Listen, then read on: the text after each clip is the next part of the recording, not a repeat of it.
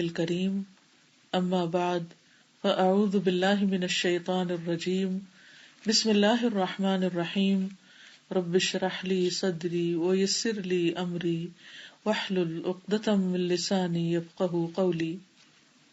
اللہ سبحانہ وتعالی نے ہم سب کی رہنمائی کے لیے، گائیڈنس کے لیے قرآن مجید کو بھیجا اور ہم سے یہ تقاضا کیا کہ ہم اس کے مطابق اپنی زندگی بسر کریں، کیونکہ یہ دنیا اللہ نے بنائی، ہمیں بھی اللہ نے بنایا اور پھر صرف ایک وقت تک کے لیے بنایا، یعنی دنیا میں بھیجا ہے، اس کے بعد ہم سب کو واپس جانا ہے۔ تو واپس جا کر ہمیں یہ بتانا ہوگا کہ ہم یہاں پر کیا کر کے آئے۔ ایک طریقہ یہ ہے کہ ہم اپنی مرضی کے مطابق جو ہمارا دل چاہے ہم وہ کریں، ایک یہ ہے کہ ہم لوگوں کی مرضی کے مطابق زندگی بسر کریں، اور ایک یہ ہے کہ ہم اللہ کی مرضی کے مطابق زندگی بسر کریں۔ اگر ہم یہ چاہتے ہیں کہ اللہ کی مرضی کے مطابق زندگی بسر کریں تو پھر اس کے لیے ضروری ہے کہ ہم اللہ تعالیٰ ہی کی کتاب کے مطابق زندگی بسر کریں، اور اللہ تعالیٰ کی کتاب کے مطابق زندگی بسر کرنے کے لیے ضروری ہے کہ ہم اس کی کتاب کو پڑھیں۔ اسی لیے اکثر لوگ ایک دوسرے کو دعوت دیتے رہتے ہیں کہ آئیے قرآن پڑھیں، لیکن عموماً لوگ یہ سمجھتے ہیں کہ شاید یہ کوئی ایکسٹرا کام ہے، وقت ملے گا تو کر لیں گے، یا ابھی تو اور بہت سی مصروفیات ہیں، جب بوڑھے ہوں گے تو پھر اس کام کو ریٹائر ہو کے شروع کریں گے۔ لیکن ہمیں نہیں پتا کہ ہم ریٹائرمنٹ کی ایج کو پہنچتے بھی ہیں یا نہیں۔ تو اس لیے ہمیں اللہ کی کتاب کے ساتھ ایک مضبوط تعلق قائم کرنے کی ضرورت ہے، اور اس کے ساتھ جو کمٹمنٹ ہم کریں اس میں کسی قیمت پر کوئی کمی نہ آئے۔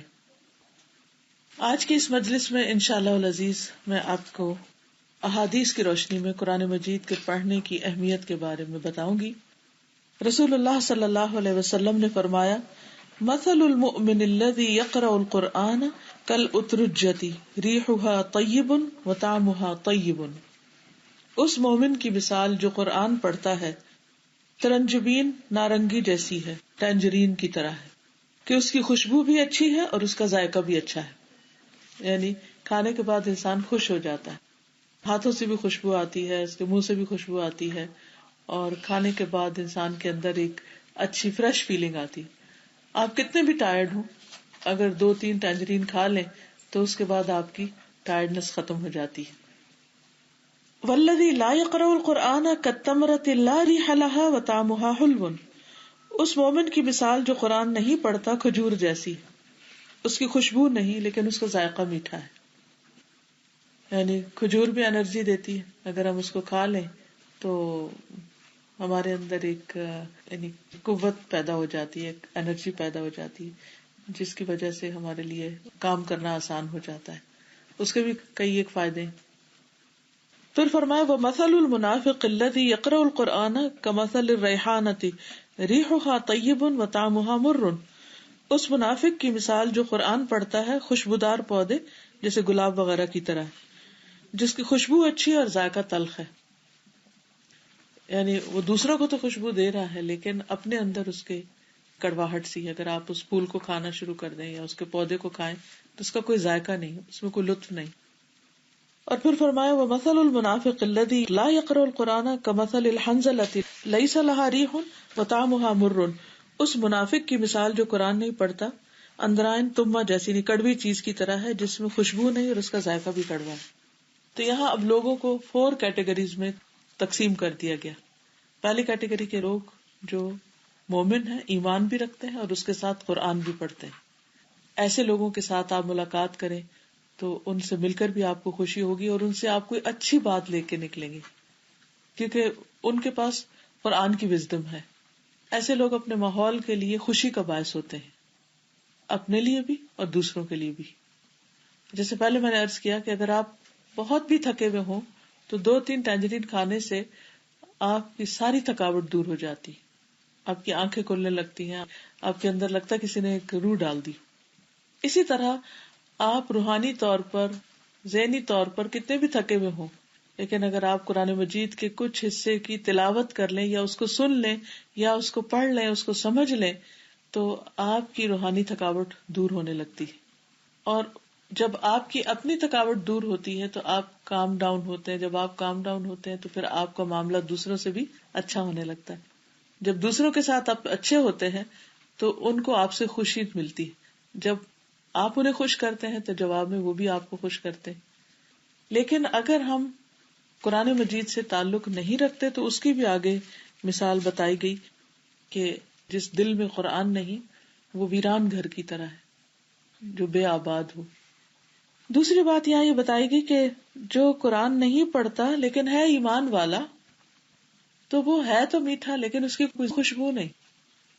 یعنی وہ اپنی ذات میں اچھا بھی ہو سکتا ہے لیکن اس سے دوسروں کو کوئی زیادہ فائدہ نہیں پہنچتا. اپنی ذات میں کس طرح اچھا ہے کہ وہ نماز پڑھ لیتا ہے, روزہ رکھ لیتا ہے, اپنے آپ کو فائدہ پہنچا رہا ہے لیکن دوسروں کو فائدہ نہیں پہنچا رہا. کیونکہ قرآن مجید ایک دعوت کی کتاب ہے کہ جس میں جو کچھ ہم سیکھتے ہیں ہم پر ایک لازم ہو جاتا ہے کہ اس کو ہم دوسروں سے بھی شیئر کریں, تو خوشبو جو ہوتی ہے وہ پھیل جاتی ہے. اسی طرح قرآن پڑھنے کے بعد انسان آرام سے نہیں بیٹھ سکتا, وہ لازماً دوسروں کی خیر اور بھلائی سوچنے لگتا ہے کہ ان کو میں کیسے فائدہ پہنچاؤں. پھر انسان خود غرض ہو کے صرف اپنے لیے نہیں جیتا, اسے دوسروں کی بھی فکر لگ جاتی ہے, اپنے بچوں کی فکر لگ جاتی ہے, اپنے ہسبینڈ کی لگتی ہے, اپنے بہن بھائیوں کی, اپنے رشتے داروں کی, سارے انسانوں کی لگ جاتی. تو ایسا انسان سب کی خوشی اور سب کی آخرت کی بھلائی کا باعث بنتا ہے اور دنیا میں بھی دوسروں کو خیر پہنچاتا ہے. تو اب ہمیں یہ ڈیسائیڈ کرنا ہے کہ ہم کون سے مومن بنے, وہ جو خوشبودار ہیں یا وہ جو صرف خود غرض ہیں. پھر تیسری مثال ہے منافق کی, کیونکہ منافق بھی اپنے آپ کو بظاہر مسلمان کہتے ہیں, تو وہ اگر قرآن پڑھتا ہے اور خود اس پر عمل نہیں کرتا تو وہ پھول کی طرح ہے, دوسروں کو تو خوشبو دے رہا ہے لیکن خود اس کو اس قرآن سے کوئی فائدہ نہیں.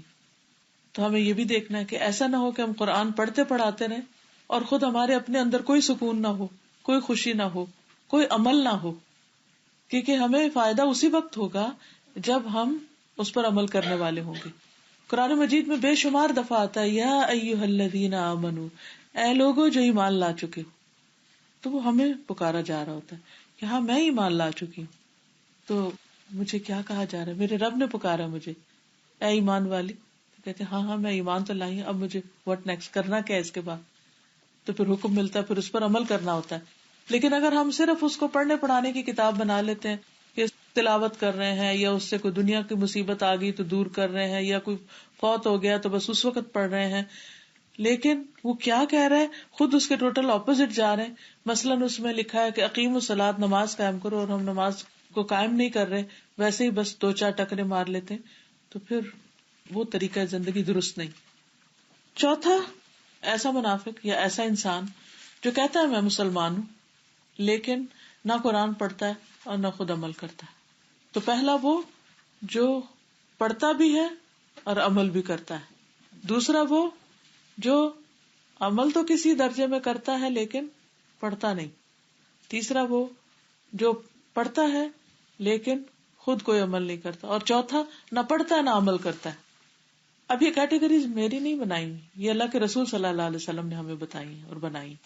ہمیں یہ دیکھنا چاہیے کہ ہم اس میں سے کس کیٹیگری کے اندر فال کرتے ہیں, ہم کہاں پر آتے ہیں اور ہمیں کیا بننا چاہیے. کیونکہ زندگی تو چند دن کی ہے, بہت جلد واپس چلے جانا ہے. جو کچھ اس وقت ہمارے پاس ہے سب یہی کا یہی رہ جائے گا, ساتھ کچھ بھی نہیں جائے گا. اس لیے آج یہاں بیٹھ کر ہم تہیہ کر لیں کہ ہم پہلی کیٹیگری میں آئیں انشاءاللہ تعالی, کہ جو پڑھیں گے بھی اور عمل بھی کریں گے, اور ساری زندگی کے لیے, موت تک کے لیے. پڑھنے کے پھر لیول ہوتے ہیں. ایک یہ ہے کہ آپ اس کا تلفظ ٹھیک کریں, تجوید ٹھیک کریں. ایک یہ کہ اس کا ترجمہ جانیں, پھر یہ کہ اس کے معنی اور تفسیر جانیں, پھر یہ کہ اس میں غور و فکر کریں, پھر یہ کہ اس پر عمل کریں, پھر یہ کہ آپ اس کو دوسروں کو بتانے والے ہوں, پھر یہ ہے کہ جو وہ کہتا ہے اس کے مطابق پوری زندگی کا نقشہ بدلے. تو یہ سارے قرآن مجید کے حقوق ہیں جو ہم پر لازم آتے ہیں اور ہمیں اس کے مطابق زندگی بسر کرنی ہے. ورنہ قیامت کے دن اگر ہم اللہ تعالیٰ کو یہ بتائیں کہ ہم 1000 کتابیں 1000 بکس پڑھ کر آئے اور ہمارے گھر میں بہت بڑی لائبریری تھی لیکن قرآن پڑھنے کا ٹائم نہیں ملا, تو کیا یہ ہمارا بہانہ قابل قبول ہوگا؟ نہیں. اس لیے جو مرضی پڑھے مگر ساتھ اللہ کی کتاب ضرور پڑھے. دوسری حدیث ہے, حضرت ابو ہریرہ سے مروی ہے کہ رسول اللہ صلی اللہ علیہ وسلم نے فرمایا, قرآن پاک کی تعلیم حاصل کرو, اس کے بعد اس کی تلاوت کرتے رہو, یاد رکھو قرآن پاک کی مثال جب کوئی اس کی تعلیم حاصل کرتا ہے پھر تلاوت کرتا ہے اور اس کے ساتھ قیام کرتا ہے، اس تھیلی کی مانند ہے جو کستوری سے بھرا ہوا ہے اور اس کی خوشبو ہر جگہ مہک رہی، اور اس شخص کی مثال جس نے قرآن مجید کی تعلیم حاصل کی پھر وہ غافل ہو کر سویا رہا، حالانکہ قرآن مجید اس کے دل میں اس تھیلے کی مانند ہے جو کستوری سے بھرا ہوا ہے، لیکن اس کا منہ اسی سے باندھ دیا گیا۔ تو اس میں ایک اور مثال سے وہی بات سمجھائے گی، پہلے خوشبودار ٹینجرین کی مثال دی گئی اور اب یہاں کستوری سے بھرے ہوئے تھیلے کی۔ کستوری آپ کو معلوم ہے نا کہ جو ہرن ہوتا ہے اس کی ناف میں بنتی ہے اور بہت ہی قیمتی خوشبو ہوتی ہے، بہت ہی زبردست قسم کی خوشبو ہوتی ہے۔ تو عام طور پر جو خوشبو ہوتی ہے اگر لیکوڈ فارم میں ہو تو باٹل وغیرہ میں ہوتی ہے اور اس کا ڈھکن وغیرہ بند ہوتا ہے، لیکن اگر اب وہ سالڈ فارم میں ہو تو عموماً لوگ اس کو تھیلیوں میں رکھتے ہیں، اور جب خوشبو تھیلی میں رکھی جاتی ہے تو وہ ضرور اس میں سے نکلتی رہتی ہے۔ تو جو مومن قرآن پڑھتا ہے اور پھر اس کو پڑھتا بھی ہے اور اس پر عمل کرتا ہے تو گویا اس کے پاس ہر وقت ایک خوشبودار تھیلی ہے جس کی خوشبو پھیل رہی ہے، اور جب خوشبو آپ کے پاس ہو تو وہ آپ کو بھی فائدہ دیتی، اور پھر یہ ہے کہ آپ کے عمل میں جھلک رہی ہو۔ ضروری نہیں ہوتا کہ قرآن پر بڑے بڑے لیکچر دیے جائیں تو تبھی خوشبو پھیلتی ہے، جب آپ تھوڑا بھی پڑھیں لیکن ساتھ ساتھ اس پر عمل کرنے والے ہوں تو اس کی خوشبو سے دوسرے خود بخود فائدہ اٹھاتے ہیں۔ اب آپ دیکھیے کہ ہم اکیلے تو کہیں رہ نہیں سکتے، ہمیں اپنے گھر والوں کے ساتھ، بچے، شوہر، بہن بھائی، رشتے دار، سوشلائزنگ ہماری ایک ضرورت ہوتی ہے، لوگوں سے ملنا جلنا۔ تو مختلف طرح کے لوگ ہوتے ہیں، کچھ لوگوں سے آپ ملتے ہیں تو آپ کا دل خوش ہو جاتا ہے، کچھ لوگوں سے آپ ملتے ہیں تو آپ الٹے بیزار ہوتے ہیں، کچھ لوگ ملتے ہیں تو وہ آپ کو اچھی کوئی بات کریں گے، آپ کا دل خوش ہو جائے، کچھ لوگوں سے آپ ملتے ہیں تو ضرور کسی کی غیبت کریں گے یا ضرور کوئی بری بات کریں گے جس سے آپ کا دل بیزار ہوتا ہے۔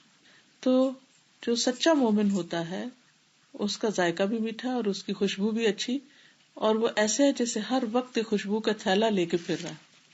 ویسے بائی دی وے یہاں یو کے میں تو کوئی بھی پرفیوم آپ لگا رہے ہیں اس کی خوشبو کوئی نہیں آتی، میرا تو ایکسپیرینس یہی، وہی خوشبو جو میں پاکستان میں لگاتی ہوں سارا دن وہ مہک آتی ہے اپنے پاس سے، معلوم نہیں یہاں کی ہوا میں کوئی ایسی چیز ہے، یہ کیا ہے، اینی وے۔ تو اب یہ ہے کہ جب آپ نے کوئی اچھی خوشبو لگائی ہوئی ہو تو سارا دن آپ اپنے آپ سے بھی خوش ہوتے رہتے ہیں، you feel fresh, you feel good, اور جو آپ کے پاس آتا ہے اس کو بھی مزہ آتا ہے۔ لیکن اگر آپ کے پاس خوشبو تو ہے اور ہر قسم کی خوشبو ہے لیکن آپ نے ساری بوٹل بند کر کے صرف سجائی ہوئی ہیں اور کبھی اس میں سے کچھ لگایا نہیں کہ ختم ہو جائیں گی، تو پھر اس کی مثال ایسی کہ جیسے کسی نے قرآن سیکھا، مثلا پورا ترجمہ تفسیر پڑھ لیا یا پھر اس نے حفظ کر لیا اور پھر اس کے بعد اس نے اس کو پڑھنا چھوڑ دیا کہ بس ایک کورس کر لیا اور بات ختم، اور اب وہ پڑھتا نہیں۔ جیسے بعض دفعہ ہوتا ہے نا کسی آپ بیٹھ جاتے بس میں یا ٹیکسی میں، اس میں سگریٹ کی اسمیل ہو تو وہ آپ کے بھی چلی جاتی ہے اندر کپڑوں میں، اور پھر کتنی طبیعت بے چین ہوتی۔ تو میں اسی سے ریلیٹ کر رہی تھی کہ اگر کسی ایسے انسان کے ساتھ بیٹھے ہیں جس کا عمل اچھا نہیں، یا ہاں اس نے قرآن پڑھا ہوا یا آپ دیکھیں نا کہ ہاں اس نے قرآن پڑھا ہوا لیکن اگر وہ اس کو پڑھتا نہیں اور اس پر عمل نہیں کرتا تو اس نے گویا وہ تھیلا بند کر کے رکھا ہوا ہے۔ یعنی قرآن مجید صرف پڑھنے کی کتاب نہیں بلکہ عمل کی کتاب ہے، عمل کریں گے تو خوشبو پھیلے گی، خود بخود انسان جج کر لیتا ہے کہ یہ شخص دوسروں سے مختلف ہے، دیر از سم تھنگ اسپیشل، چاہے کوئی نہ بھی بتائے، کیونکہ اس کا رویہ، اس کا میل ملاپ، اس کی مسکراہٹ، اس کے چہرے کے تاثرات، وہ ساری چیزیں فرق ہو جاتی ہیں۔ ہو سکتا ہی نہیں کہ ایک قرآن پڑھنے والا اور نہ پڑھنے والا برابر ہو، کیونکہ اللہ تعالیٰ نے بھی قرآن مجید میں فرمایا کہ قل هل يستوي الذين يعلمون والذين لا يعلمون، کہہ دیجئے کہ کیا وہ جو علم رکھتے ہیں اور وہ جو نہیں رکھتے برابر ہو سکتے ہیں؟ قطعاً برابر نہیں ہو سکتے۔ اگر مجھے وہ یاد آ رہا تھا بلال رضی اللہ عنہ کے بارے میں آتا ہے کہ وہ کہتے ہیں کہ جب میں نے اسلام قبول نہیں کیا تھا تو سب لوگ نا مجھے غلام کی طرح ٹریٹ کرتے تھے، دھتکارتے تھے، لیکن ایک شخص ایسے تھے وہ جب بھی مجھے دیکھتے تو مسکراتے تھے، اور جب انہوں نے اسلام کی دعوت دی تو مجھے پتا تھا کہ یہ وہ شخص ہے جس نے کبھی بھی مجھے حقیر نہیں سمجھا یا غلام نہیں سمجھا۔ تو ایک مسکراہٹ جو تھی وہ پھر آپ دیکھیں کتنی بڑی خیر کا سبب بنے، تھا نا، بالکل۔ یعنی صرف اتنی سی بات کہ کسی کو حقیر نہ سمجھے انسان، کسی کو بھی دیکھے، کسی کو بھی ملے، اس کو رسپیکٹ دے، اس کو عزت دے، اسے آگے بڑھ کر ملے، یعنی ایسے بھی نہیں کہ لیے دیے رہے، ٹھیک ہے جو کوئی ملے گا ہم مل لیں گے، جو نہیں ملتا نہ ملے، یہ بھی نہیں ہونا چاہیے، اس مومن کے دل میں تکبر نہیں ہوتا جو خود آگے بڑھ کے سلام کرے. تو اس شخص کی مثال جس نے قرآن کی تعلیم حاصل کی پھر غافل ہو کر سویا رہا. یعنی خود اس نے پڑھا ہی نہیں، نہ نمازوں میں نہ تلاوت میں. اگر تہجد میں نہیں پڑھا تو بھی اسی میں شامل ہو جاتا ہے انسان، اور اگر صبح اٹھ کے فجر کی نماز کے بعد جیسے تلاوت کرنی چاہیے وہ تلاوت نہیں کی اور پھر سو گئے، تو یہ ساری اسی میں چیزیں شامل ہو جاتی ہیں. گویا اس نے اپنی خوشبو سے فائدہ نہیں اٹھایا. بعض لوگ ہوتے ہیں حفظ بھی کر لیتے ہیں پھر اس کے بعد بھلا دیتے ہیں، اس کو پڑھتے نہیں، یاد نہیں رکھتے، تعلق نہیں رکھتے. جب ہم نے تفسیر سنی نا جب سورہ بنی اسرائیل کی کہ خاص فرشتے ہیں جو فجر کے بعد کا پڑھا ہوا قرآن جو ہے وہ اللہ سبحانہ تعالیٰ کو پیش کرے، تو تب سے اب زیادہ جس سے موٹیویشن ہوتی کہ ضرور انشاءاللہ فجر کے بعد قرآن پڑھیں. اور ویسے بھی ان قرآن الفجر کان مشہودا. آپ میں سے کوئی کچھ کہنا چاہے؟ ہاں بات کی. صبح انسان اٹھتا ہے تو نماز پڑھ کے پارا نہ پڑے تو ویسے دوسرے کاموں میں لگ جاتا ہے، تو ایسے لگتا ہے جیسے کچھ گما ہوا ہے. یعنی وہ رونق اور وہ انرجی نہیں ملتی، وہ سکون اور خوشی نہیں ملتی. جیسے یہ چیز فطرت میں بھی ہے نا کہ پرندے جتنے ہیں، آج کوئی مجھے بتا رہا تھا کہ ان کا طوطا ہے اور وہ صبح سویرے سب سے پہلے اللہ اللہ کرتا ہے. انہوں نے اس کو لفظ اللہ سکھا دیا ہوگا اور وہ ارلی مارننگ اللہ کا نام لیتا ہے. تو چلو طوطا تو بول کے اللہ کر رہا ہے، لیکن اللہ تعالیٰ فرماتے ہیں کہ وہ ام من شیء الا یسبح بحمدہ، کوئی چیز ایسی نہیں کہ جو اللہ کی تسبیح نہ کر رہی، ہر چیز اللہ سبحانہ وتعالیٰ کی تسبیح کر رہی.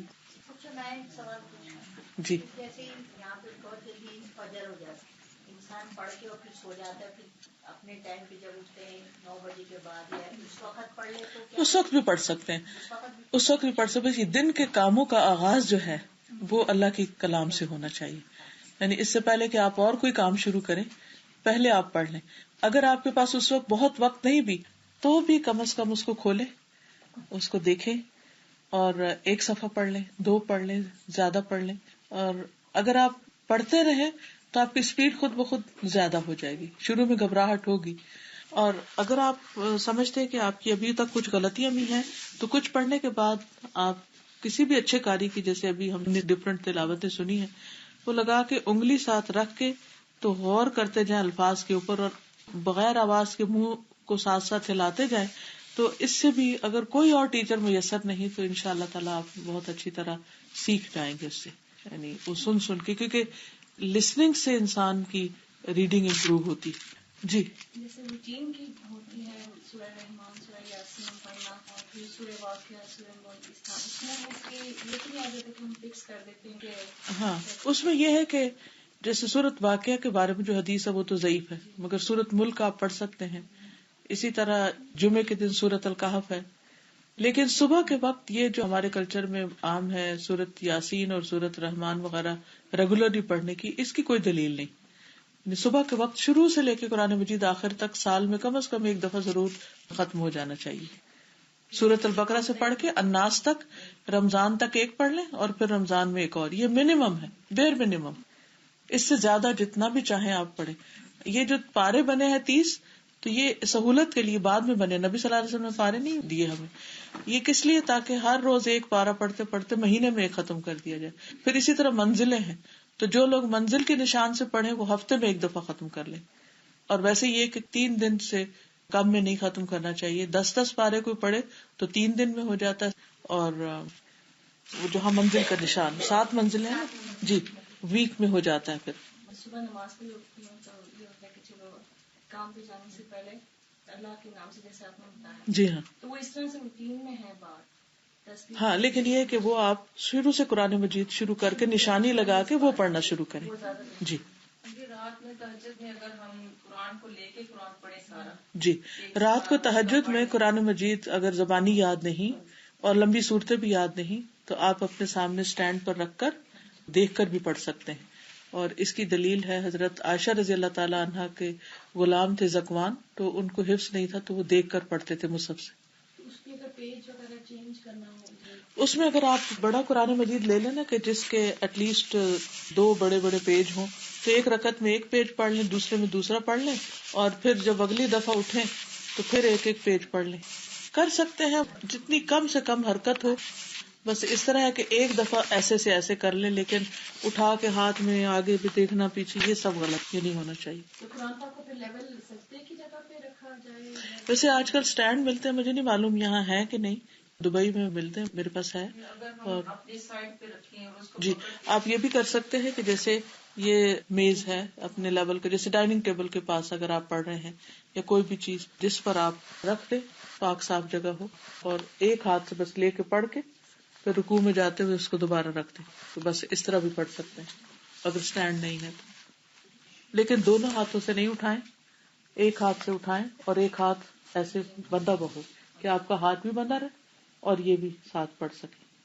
اس طرح بھی کر سکتے. جی اگر جیسے قرآن شریف پڑھ لیتے ہیں، پڑھنے کے بعد مطلب بھول جاتے ہیں، بہت سے لوگ ہوتے ہیں نا، تو اس کا کیا گناہ؟ اس کو دوبارہ یاد کرنا شروع کر دیں. اس کا علاج تو دوبارہ یاد کرنا ہے اور دہرائی کرتے رہنا ہے. اگر خدا نہ خواستہ دہرائی یا دوبارہ یاد کرنے سے پہلے موت آ گئی، تب بھی اس کا شمار غافلوں میں سے نہیں ہوگا، کیونکہ اس نے اپنی مسٹیک کو مان لیا اور اپنی اصلاح شروع کر دی. پھر اسی طرح حدیث میں آتا ہے کہ وہ شخص جس کے دل میں قرآن پاک کا کچھ حصہ بھی نہیں، وہ اس گھر کی طرح ہے جو ویران ہو. دیکھیے کہ ویران گھر اور آباد گھر دونوں میں فرق ہوتا ہے. ویران گھر جو ہوتا ہے اس میں کوئی رہتا نہیں ہوتا، بند پڑا ہوتا ہے. جب وہ بند ہو جاتا ہے تو اس کے اندر ایک اسمیل پیدا ہو جاتی ہے، بازو کا جالے لٹکنے لگتے ہیں، بازو کا دیمک لگ جاتی ہے، اور اس کے اندر کسی کو بھی جانا بہت مشکل لگتا ہے. اسی طرح جو شخص قرآن نہیں پڑھتا اس کا دل ایسا ہی ویران ہو جاتا ہے، یعنی اس میں اداسی، بے سکونی، ڈپریشن، پریشانی، غم، فکر، افکار، وہ طرح طرح کے جالے لگ جاتے اور انسان کے اندر سے خوشی ختم ہو جاتی. تو اس لیے اپنے دلوں کو ویرانی سے بچانا چاہیے. جب آپ قرآن مجید پڑھتے ہیں تو پھر آپ کے اندر ایک نور جاگ اٹھتا ہے، سمجھے کہ آپ کی لائٹیں آن ہو گئی. جو آباد گھر ہوتے ہیں ان میں لائٹس آن ہو جاتی ہیں، اس میں کھڑکیاں کھلتی ہیں، فریش ایئر ہوتی ہے اور ایک چہل پہل ہوتی ہے اور اس میں رہنے والوں کا دل لگتا ہے.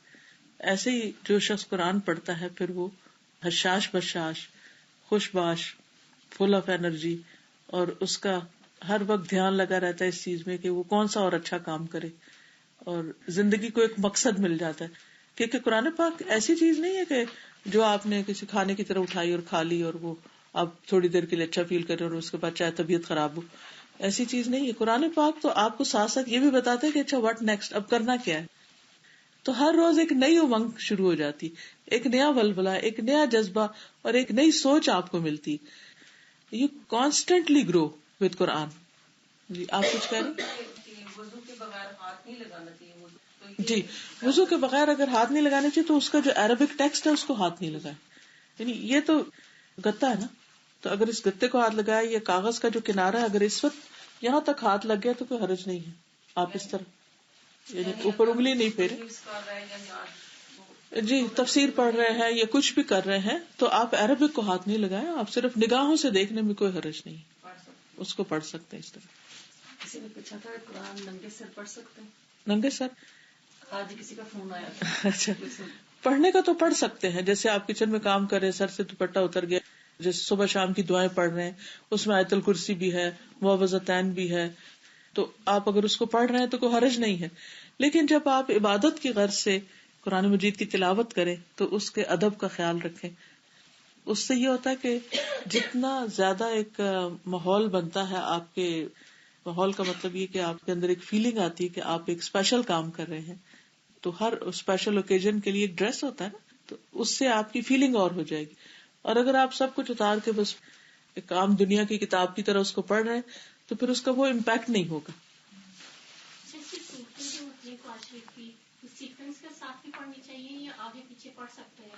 ضرورتاً آگے پیچھے پڑھ سکتے ہیں. جیسے آپ نے ایک سورت حفظ کی ہوئی ہے، آپ کو بھول رہی ہے، آپ اس کو ریوائز کر رہے ہیں، پھر اس کے بعد دوسری کرنے لگتے ہیں، پھر آپ کو خیال آتا ہے اچھا میں وہ فلاں بھی کر لوں، تو آگے پیچھے ہو سکتی. یا جیسے نماز پڑھ رہے ہوتے ہیں ہم، تو اس میں ہم نے ایک سورت پڑھی، پھر ہم نے دوسری سورت پڑھنی ہے، تو بعض اوقات ہم آگے والی پڑھنے کی بجائے پیچھے والی پڑھ لیتے، اس کو کوئی حرج نہیں، پڑھ سکتے ہیں. جی تراویح میں پڑھ سکتے، لیکن اگر امام پڑھ رہا ہے تو پھر پیچھے نہ کھولیں، ان کا سنیے، پھر صرف توجہ رکھیے سننے پر، پھر دیکھیے نہ. کیونکہ اس کا نقصان یہ ہوتا ہے کہ وہ امام کے آگے پہنچا ہوا ہوتا ہے اور ہم پیچھے سے انگلیاں پھیر رہے ہوتے ہیں یا اور دوسرا یہ کہ ہم تو بعض اوقات اس میں کانسنٹریٹ کر رہے ہیں اور جو ہمارے ساتھ کھڑا ہے وہ ڈسٹرب ہو رہا ہے. تو اس لیے میں اس کو ریکمینڈ نہیں کرتی ہوتی کہ تراویح میں پیچھے کھولا جائے. بعض اوقات امام انسان ہے, غلطی ہو جاتی ہے, وہ اگر بھولے تو آپ کہہ لو یہ تو کیا امام نے پڑھ دیا, یہاں سے تو وہ بھول ہی گیا, اور ایک اور فتنہ کھڑا ہو جاتا ہے. بعض سجدے میں جاتے ہوئے نا جی بعض اوقات لوگ پھر سجدے میں جاتے ہوئے اسے سجدے کی جگہ پہ رکھ دیتے ہیں, یا وہ آگے پیچھے ہو جاتا ہے تو وہ بے حرمتی پھر ہونے لگتی, تو اس سے بچنا چاہیے. جی اگر ہم مسجد نہیں جا سکتے اور خود پڑھنا چاہتے ہیں تو خود ہم تراویح میں قرآن مجید سارا مکمل کر سکتے ہیں, اپنے طور پر خود ہی پڑھ کے کر سکتے ہیں. پھر اسی طرح یہ ہے کہ سورۃ البقرہ اور سورۃ آل عمران کا پڑھنے والا جو ہے اس کے لیے یہ صورتیں قیامت کے دن ایک سائبان یا امبریلا کی طرح ہوں گی, یا ایک بادل کی طرح ہوں گی, یا پرندوں کے جھنڈ کی طرح ہوں گی. یہ ہم سب جانتے ہیں کہ قیامت کے دن سورج 1 میل کے قریب آ جائے گا, سخت گرمی ہوگی اور دھوپ ہوگی, اور ہر ایک پسینے میں ڈوبا ہوا ہوگا اپنے اپنے گناہوں کے مطابق. تو ایسے میں اس کو ایک سایہ چاہیے ہوگا. ایک تو اللہ سبحانہ وتعالیٰ کے عرش کا سایہ ہوگا, اور وہ خوش قسمت وہ لوگ ہوں گے کہ جن کی کچھ خاص دنیا میں خوبیاں ہیں. مثلا یہ ہے کہ عادل حکمران, کہ جو لوگوں کے درمیان جب فیصلہ کرتا ہے تو انصاف کے ساتھ کرتا ہے. پھر اسی طرح وہ نوجوان جس کی جوانی عبادت میں گزری. اکثر ہمارے بچے کہتے ہیں کہ آپ بھی تو ینگ ایج میں ایسی تھی نا, آپ نے اب سب کچھ کر لیا اور پھر اب ریلیجس ہو گئی ہیں تو اب ہمیں آپ کہتے ہیں کہ آپ یہ سب کریں. تو آپ ان کو یہ حدیث سنایا کریں کہ اگر تم یوتھ میں اپنی یہ سب کچھ شروع کرو گے تو قیامت کے دن اللہ سبحانہ تعالیٰ کے عرش کے نیچے سائے میں جگہ ملے گی. پھر اسی طرح ایسا نوجوان جس کا دل مسجد میں اٹکا ہوا, یعنی اسے مسجد سے محبت ہو. پھر ایسا شخص کہ جس کو کوئی عورت برائی کی دعوت دے, یعنی ایسا مرد, لیکن وہ کہے کہ میں اللہ سے ڈرتا ہوں, یہ کہہ کے تو اس کی دعوت ٹھکرا دے, تو وہ بھی عرش کے سائے تلے ہوگا. پھر اسی طرح 2 لوگ جو اللہ کی خاطر آپس میں محبت کرتے ہوں, کہ بیچ میں کوئی دنیا کا لالچ نہ ہو, اور اس محبت کی علامت یہ ہوتی ہے کہ جب وہ آپس میں ملے تو ان کا ایمان بڑھے, اللہ سبحانہ وتعالیٰ کے ساتھ تعلق بڑھے, اور آخرت کا شوق بڑھے. یہ اللہ کی خاطر محبت ہوتی. اور پھر ایسا شخص جس کا دائیں ہاتھ صدقہ کرے تو بائیں کو بھی نہ پتا ہو کہ کیا دیا دائیں ہاتھ نے, یعنی انسان نکالے اپنی جیب سے, بے حساب دے, خاموشی کے ساتھ دے, حتیٰ کہ جس کو دے رہا ہے اس کے ساتھ نظریں بھی نہ ملائے اور اس سے شکریہ بھی نہ چاہے, اور بھاگنے کی کرے وہاں سے. یا جیسے مسجد وغیرہ آپ جاتے ہیں, ڈونیشن باکسز ہوتے ہیں, تو اس میں بغیر گنے ڈال دیا کرے کہ اے میرے رب بس یہ میں نے تیرے ہاتھ پہ رکھے, مجھے نہیں پتا یہ کیا ہے, تو اسے قبول کر لے. تو ایسے لوگ بھی عرش کے سائے تلے ہوں گے جو اتنا خفیہ صدقہ کرے کہ کسی کو بھی نہ پتا ہو, ان کے ماں باپ کو بھی نہ پتا ہو, اور بچوں کو بھی نہیں, دوستوں کو بھی نہ پتا ہو, اور اس کو کہیں مینشن بھی نہ کرے. کیونکہ ورنہ کیا ہوتا ہے کہ ہم کچھ کر لیتے ہیں پھر دوسروں کو بتانے لگتے ہیں کہ ہم نے یہ کیا وہ کیا, کر کرا کے ضائع. تو کسی کو بھی نہ بتائے, یہ اس کا سیکرٹ اللہ کے ساتھ رہے, کہ صرف اللہ تعالیٰ کو پتا. تو ایسے لوگ قیامت کے دن عرش کے سائے تلے ہوں گے. پھر یہ کہ عرش کے سائے کے علاوہ قرآن مجید کا سایہ ہوگا, اور جس میں خاص طور پر سورۃ البقرہ اور آل عمران کا سایہ. پھر اسی طرح مومن اپنے صدقے کے سائے میں ہوگا قیامت کے دن. ایک شخص تھے, وہ جب بھی گھر سے نکلتے تھے کچھ نہ کچھ ضرور ساتھ لے جاتے تھے صدقہ کرنے کے لیے. تو ایک دن جب انہیں کچھ بھی نہ ملا تو انہوں نے گھر سے پیاز دیکھا کہ گھر میں پیاز رکھا ہوا, وہی اٹھا کے جیب میں ڈال لیا کہ کسی کو پیاز ہی دے دوں گا, لیکن دینا ضرور ہے. تو یہ ایک شوق ہے نا جو انسان کو لگ جاتا ہے. اور ویسے بھی صدقہ جو ہے وہ بلاؤں سے بچاتا ہے انسان کو. تو ہر روز ہمیں عادت ڈال لینی چاہیے کہ کچھ نہ کچھ ضرور صدقہ کرنا ہے. اگر فوری طور پر انسٹنٹلی کوئی لینے والا نہ ملے تو پھر انسان کیا کر سکتا ہے کہ اپنے گھر میں کوئی باکس بنا لے یا کوئی جگہ بنا لے, وہاں ڈالتا جائے, اور جس دن مسجد جائے یا کہیں بھی چیریٹی کا موقع ہو تو وہاں نکال کے ساتھ لے جائے اور دے دے. لیکن ایوری ڈے صدقہ دینا چاہیے, کیونکہ انسان کی ایک تقدیر وہ ہے جو اللہ سبحانہ تعالیٰ نے اس کی پیدائش سے پہلے لکھی, پھر فرشتہ آتا ہے لکھنے. پھر اسی طرح لیلۃ القدر میں انسان کے اس سال کے فیصلے اس کے بارے میں ہوتے ہیں. اور پھر ہر روز بھی انسان کے لیے ایک نیا دن ہوتا ہے, کل یوم ہوا فی شان. تو ہر دن کا جو آغاز ہوتا ہے وہ اللہ کے نام سے ہونا چاہیے, اور نیکی کے کچھ کام ضرور زندگی میں شامل کر لینے چاہیے. جیسے نماز تو فرض ہے ہی, پھر اسی طرح صدقہ خیرات، پھر ذکر، پھر قرآن کی تلاوت، پھر دوسروں کے کام آنا. تو یہ تمام چیزیں انسان کی آخرت کے لیے فائدہ مند ہیں. اور سر ایک وہ لوگ بھی ہیں جو کہ تنہائی میں اللہ کے ڈر سے روئے. جی، کہ ایک وہ شخص بھی جو تنہائی میں اللہ کو یاد کرے اور اس کی آنکھوں سے آنسو بہ پڑے، یعنی جیسے اللہ تعالیٰ سے اداس ہو گئے، جیسے یا اللہ تعالیٰ کا ڈر لگ گیا، یا اللہ تعالیٰ کی محبت دل میں ایسی آئی کہ اس کی وجہ سے اللہ تعالیٰ کی نعمتیں اور اللہ تعالیٰ کی جو قدرت کی نشانیاں ہیں ان کو یاد کر کے انسان رو پڑے. سر وہ آپ نے ایک دفعہ بتایا تھا کہ ہر روز 2 فرشتے اترتے ہیں نا، اور ایک فرشتہ دعا کرتا ہے کہ یا اللہ دینے والے کو اور دے اور روکنے والے کا روک لے. تو آپ نے کہا تھا کہ ہر روز آپ لوگ جب صبح اٹھیں تو کچھ نہ کچھ نیت ضرور کریں، چاہے کوئی اچھی بات سکھانا ہو یا صدقہ کرنا ہو، تاکہ اس فرشتے کی دعا ہمیں مل جائے. بالکل. پھر اسی طرح ایمان اور نفاق کی مثال ایک حدیث میں آپ صلی اللہ علیہ وسلم نے اس طرح بتائی کہ دل 4 قسم کے ہیں، یعنی ہمارے دل جو ہے انسانوں کے 4 قسم کے ہیں. ایک تو صاف دل جو روشن چراغ کی طرح چمک رہا ہو، جس سورۃ نور میں بھی آتا نا کہ مثل نورہ کمشکات فیہا مصباح، کہ مومن کے نور کی مثال ایسے ہے جیسے ایک نیش ہو، ایک تاک ہو جس میں ایک چراغ رکھا ہو، اور پھر وہ چراغ جو ہے وہ چمک رہا ہو جیسے کچھ چمکتا ستارہ ہو. تو اسی طرح وہ مومن کا دل جو ہوتا ہے وہ چمکتے ستارے کی طرح ہے، ایک روشن چراغ کی طرح ہے کہ جس سے روشنی پھوٹتی ہے. دوسرا دل وہ ہوتا ہے جو ڈھکا ہوا ہوتا ہے، غلاف آلود ہے، یعنی کورڈ ہے. تیسرا دل ہے جو الٹا ہے، یعنی جیسے ایک گلاس سیدھا رکھا ہوا نا، اور ایک یہ ہے کہ اس کو اپ سائڈ ڈاؤن کر دیا جائے. تو کچھ دل ایسے الٹے ہیں، ان میں کوئی خیر کی بات نہیں جاتی. اللہ سبحانہ وتعالیٰ اس سے محفوظ رکھے. کیونکہ بعض لوگ وہی کتاب پڑھتے ہیں، وہی کلاس اٹینڈ کرتے ہیں یا وہی لیکچر سنتے ہیں تو ان کا دل بہہ پڑتا ہے، آنکھوں کے راستے آنسو جاری ہو جاتے ہیں. اور کچھ لوگ ایسے ہیں کہ یوں لگتا ہے کہ جیسے جو بھی انہوں نے سنا وہ بس چکنے پتھر کی طرح پڑا اور وہ گر گیا، کیونکہ دل جو ہے وہ الٹا ہوا ہوا، ہر چیز الٹی دیکھتے ہیں. وہ لوگوں کے رویے بھی ان کو برے لگتے ہیں، کوئی بات کرے وہ اس کو الٹا ہی دیکھتے ہیں، یعنی ان کی غلط فہمی کبھی کوئی دور کر ہی نہیں سکتا. اور چوتھے وہ دل ہیں جو مکس ہیں، مخلوط ہیں، یعنی ان کے اندر کچھ اچھا ہے کچھ اچھا نہیں ہے. ٹھیک ہے. فرمایا جو پوری طرح نورانی ہے یہ مومن کا دل ہے، یعنی چمکتے چراغ کی طرح مومن کا دل ہے. دوسرا کافر کا دل ہے جو غلاف میں ہے، وہ جسے قرآن پاک میں آتا نا کہ ان الذین کفروا سواء علیہم اانذرتہم ام لم تنذرہم لا یؤمنون ختم اللہ علی قلوبہم وعلی سمعہم وعلی ابصارہم غشاوۃ، یہ پردے میں. تیسرا دل خالص منافقوں کا ہے جو جانتا ہے اور انکار کرتا ہے، جو الٹا ہے، یعنی سب پتا ہے لیکن کچھ قبول نہیں کرتے. چوتھا دل اس منافق کا ہے جس میں ایمان اور نفاق دونوں جمع ہے، یعنی کچھ اچھی بات بھی ہے اور کچھ نہیں بھی، لیکن وہ پوری طرح دین کی طرف نہیں آتا، 100% نہیں اس کے اندر داخل ہوتا. بس جتنا اس کی دنیا کو فائدہ پہنچتا بس اتنا دین لے لیتا اور باقی نہیں ایکسپٹ کرتا.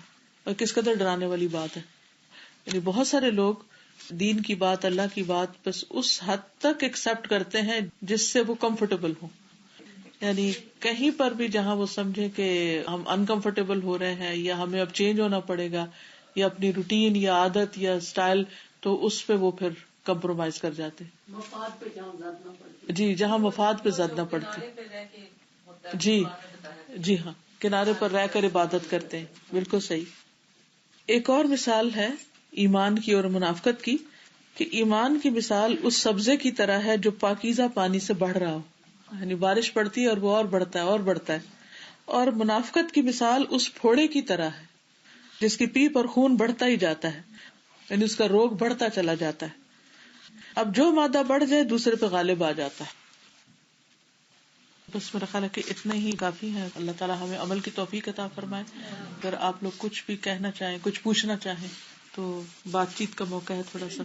جی آپ پیچھے. کل میں نے آپ نے اس سوال کا جواب دیا تھا لیکن بہت ساری بہنیں وہاں نہیں تھی، تو وہ جواب مجھے تو مل گیا لیکن میں چاہتی ہوں دوبارہ سب کو بتا دوں کہ میلاد کی اہمیت کیا ہے. انہوں نے میلاد کے بارے میں پوچھا. میلاد کہتے ہیں یوم ولادت منانا، یعنی اردو میں اس کا مطلب یہ ہے برتھ ڈے منانا. اگر دیکھا جائے تو اوریجنلی برتھ ڈے کا کانسیپٹ اسلام میں ہے ہی نہیں.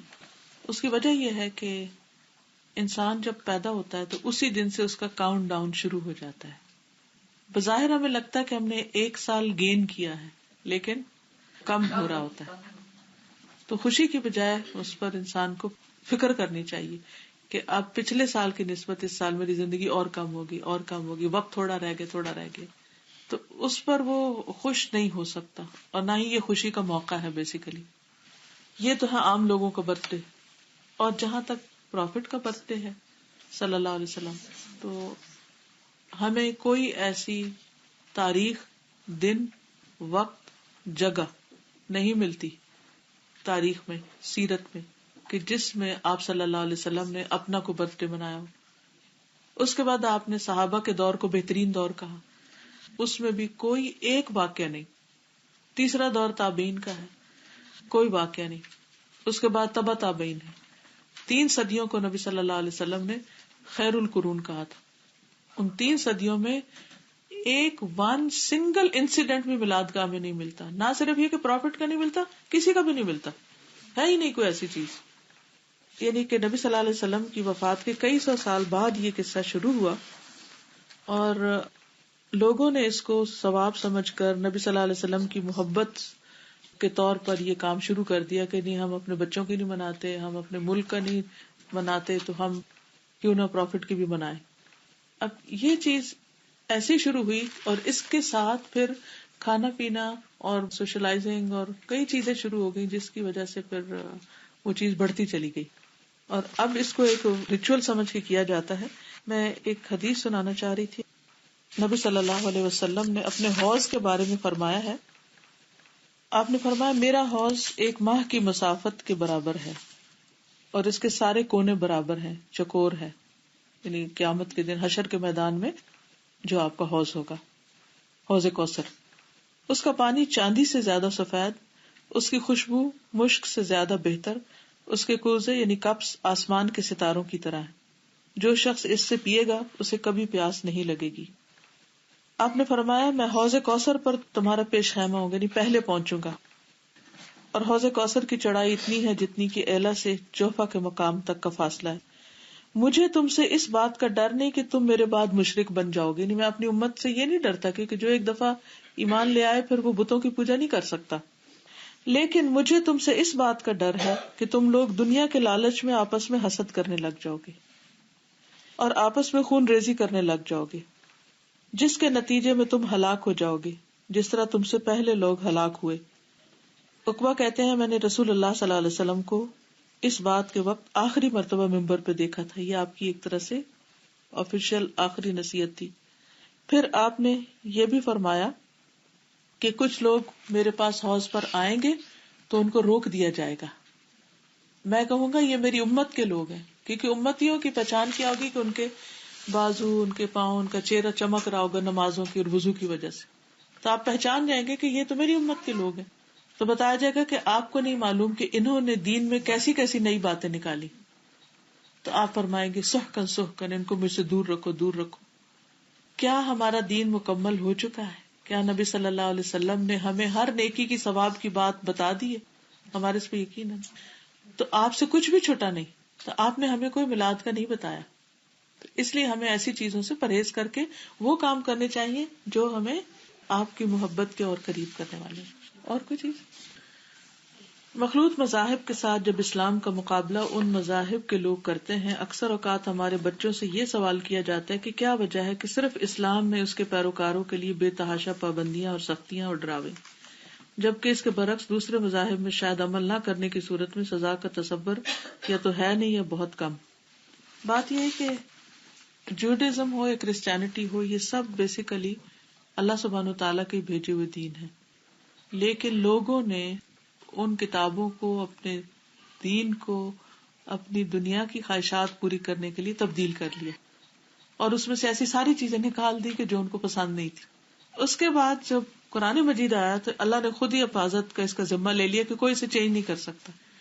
تو جو کچھ تھا ایز اٹ از اس میں باقی تھا. یہ سب کچھ پچھلی کتابوں میں بھی تھا لیکن انہوں نے نکال دیا.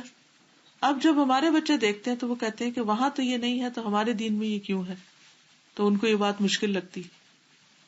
دوسری بات یہ کہ یہ جتنی بھی پابندیاں ہیں یا جتنی بھی سختیاں یا جو کچھ بھی ہے یہ دراصل ہمارے فائدے کے لیے، ڈسپلنڈ لائف گزارنے کے لیے. مثلاً شادی کے بغیر ایسے ریلیشن شپ قائم کرنا منع ہے. اب اگر اس کو وہ کہیں سختی ہے، ہمیں کیوں نہیں گرل فرینڈ بوائے فرینڈ بنانے دیتے، تو آپ دیکھیں کہ جو لوگ بناتے ہیں پھر ان کا انجام کیا ہے، اس سے گھر کتنے برباد ہوتے ہیں.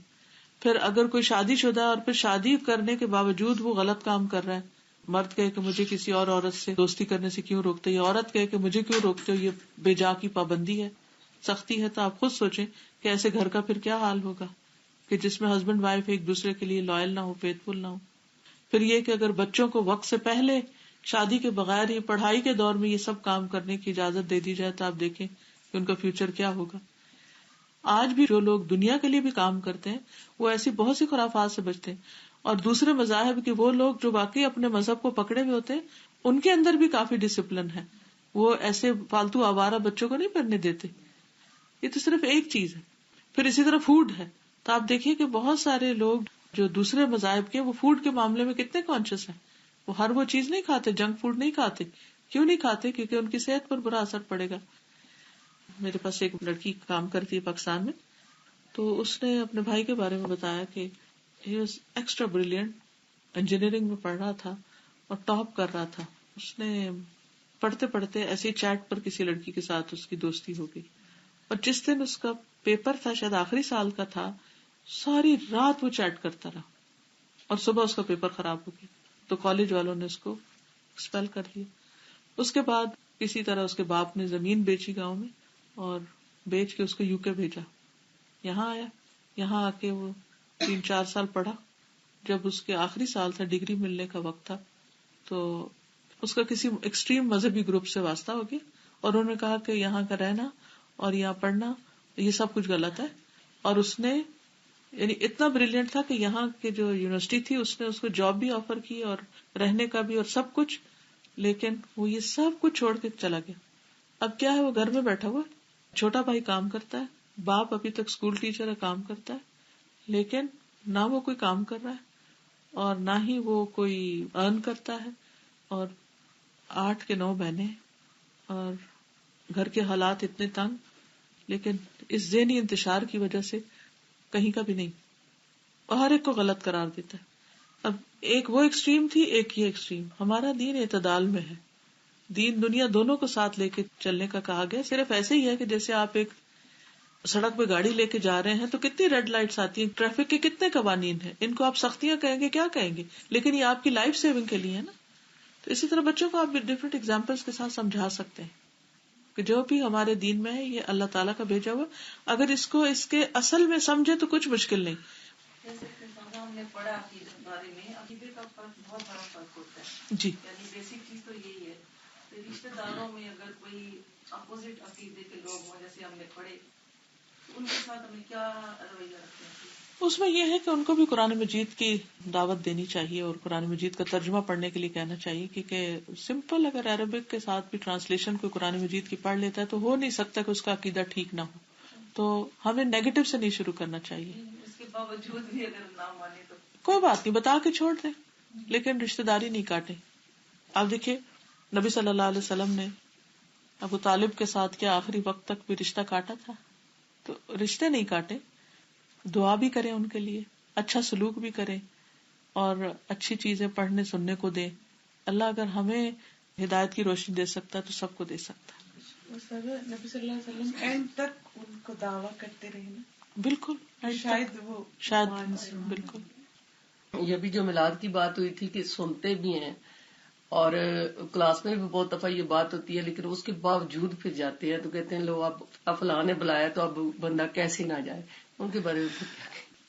وہ معذرت کر لیں، جو بلائے ان کو بتا دیں کہ یہ نبی صلی اللہ علیہ وسلم نے کبھی ایسا نہیں کیا تھا تو میں اس پر بلیو نہیں کرتی. بس سمپل اتنا آپ کہیں گے تو وہ بھی سوچیں گے. پھر اصل نہیں جائیں گے تو وہ میسج تو کنوے ہو جائے گا نا، تو اگر جائیں گے تو ہم وہ بدعت کو پروموٹ کرتے ہیں نا. جی، جو چیز ٹھیک نہ اس میں شرکت بھی نہیں کرنی چاہیے. ہمیں ٹائٹل ملتا ہے تو وہاں بھی اچھا، اس سے کیا ہوگا اگر مل گیا ٹائٹل؟ کچھ نہیں ہوتا، زیادہ زیادہ کیا کر لیں گے، کچھ نہیں. یہاں تو اور بھی آزادی، جو مرضی کوئی کرے. سب یہ میری دوست ہے اور 2 سال لگ گیا مجھے اس کو گھسیٹ کے کلاس میں لانے کے, لیکن الحمدللہ اب ریگولر اسٹوڈینٹ ہے. اس کی بیٹی بھی ہے, وہ اندروں سے آتی ہیں, اور اس کی بہو بھی ہیں, 3 لوگ ہیں اب یہ کلاس. میلاد میں جو ہوتا ہے وہ درود و سلام ہی پڑھتے ہیں اور رسول اللہ کے بارے میں تعریف کرتے ہیں یا جی بے شک درود شریف پڑھتے ہیں, لیکن صحابہ نے کبھی ایسے مل بیٹھ کے درود شریف نہیں پڑھا. نہیں وہ ٹھیک ہے, لیکن نبی صلی اللہ علیہ وسلم نے ایسا مل بیٹھ کے کبھی کیا نہیں تھا, اور نہ ہی صحابہ نے کیا تھا. جو لوگ مسجد میں 5 بار دن میں حاضر ہوں اور ہر نماز میں درود شریف پڑھیں تو وہ زیادہ ضروری ہے یہ صرف سال میں 1 آدھ دفعہ بیٹھ کے پڑھ لیں. وہ بچوں کو سارا سال اگر جمعہ وہ پڑھتے رہے اور خطبے میں نبی صلی اللہ علیہ وسلم کی شان میں سب کچھ بتاتے رہے تو ایک ایکسٹرا اس طرح کی کسی چیز کی ضرورت. یہی تو میں کہہ رہی ہوں کہ ہر جمعے کے خطبے میں بتانی چاہیے, لیکن اس کا نام یہ رکھنا جو نام رکھا ہوا ہے تو بیسیکلی تو نام ہی ٹھیک نہیں. دن بھی فکس کیا ہوا ہے. میں ابھی آپ کو اس کے بعد ایک ویڈیو دکھاتی ہوں, یہ پاکستان میں جو ابھی ہوا ہے, تو وہ ویڈیو دیکھ کے بعد میں پھر بتائیے گا کہ یہ کتنا ہے, کیونکہ جس میں ڈانس بھی ہوئے ہیں وہ میلاد کے نام پہ. ہاں یہ کیک کٹے بٹ اس کمرے کے برابر بڑا کیک. انہوں نے یہ بھی کہا کہ اگر کوئی اس کیک کا 1 پیس کھا لے تو اس کے اولاد نرینہ پیدا ہے. سوچنے کی بات ہے, یعنی پھر ہم جب ایک ڈائریکشن غلط لیتے ہیں نا تو پھر اس کی کوئی حد نہیں ہے کہ کہاں جا کے کھڑے ہوں. اسی لیے روکا گیا. بس اللہ سبحانہ و تعالیٰ ہمیں عمل کی توفیق دے. آخر میں ان باتوں سے ختم نہیں کرنا چاہتی, ایک حدیث سنا کے ختم کرنا چاہتی ہوں, کیونکہ اچھی بات پر اختتام ہونا چاہیے, نہ کہ بحث مباحثے پر. زکوٰۃ نہ دینے والوں کی مثال بتا دیتی ہوں. ابو ہریرہ رضی اللہ عنہ سے روایت ہے کہ رسول کریم صلی اللہ علیہ وسلم نے فرمایا, جس شخص کو اللہ تعالیٰ نے مال و زر دیا اور اس نے اس کی زکوٰۃ ادا نہیں کی تو قیامت کے دن اس کا مال و زر گنجے سانپ کی شکل میں تبدیل کیا جائے گا, جس کی آنکھوں پر 2 سیاہ نقطے ہوں گے. پھر وہ سانپ اس شخص کے گلے میں بطور توق ڈالا جائے گا, اور وہ سانپ اس شخص کی دونوں باچھیں پکڑے گا اور کہے گا, میں تیرا مال ہوں, میں تیرا مال ہوں, میں تیرا خزانہ ہوں. اس کے بعد آپ نے یہ آیت پڑھی, جو لوگ بخل کرتے ہیں وہ گمان نہ کریں کہ یہ ان کے لیے اچھا ہے, بلکہ وہ ان کے لیے برا ہے. یعنی قیامت کے دن وہی مال ان کے لیے وبال کا ذریعہ بن جائے گا. تو اللہ سبحانہ وتعالی ہمیں اس سے محفوظ رکھے. وآخر دعوانا ان الحمد للہ رب العالمین. سبحانک اللہم وبحمدک اشہد ان لا الہ الا انت استغفرک واتوب الیک.